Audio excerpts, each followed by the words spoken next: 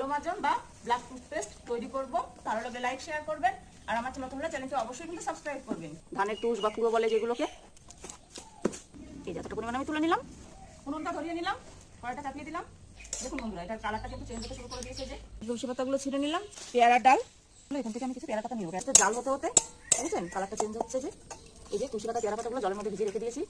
দেখুন বন্ধুরা, এটা এই যে নাড়তে চাড়তে এতটাই গরম হয়ে গেছে যে এবার এটা কিন্তু একদম আগুন ধরে গেছে। এরকমটাই কিন্তু হতে হবে। এই যে আগুনটা জ্বলার পর দেখেছেন কালারটা পুরো চেঞ্জ হয়ে গেছে। আগুনটা নিভে গেছে, এবার এটা আমি নামিয়ে ঠান্ডা করে নেব। এগুলো করার মধ্যে দিয়ে দেবো। আস্তে আস্তে এটাকে ভাজলে কিন্তু এরকম কঠোর হয়ে যাবে। একটু হাত দিয়ে এটাকে করলে দেখুন কত সুন্দর গুঁড়ো হয়ে যাচ্ছে। এটা হাত দিয়ে করলে কত সুন্দর হয়ে যাচ্ছে, বেশ মজা লাগছে কিন্তু। দেখুন শব্দটা। এটা একসঙ্গে মিশিয়ে দেবো।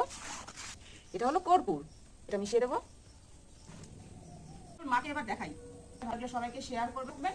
নমস্কার।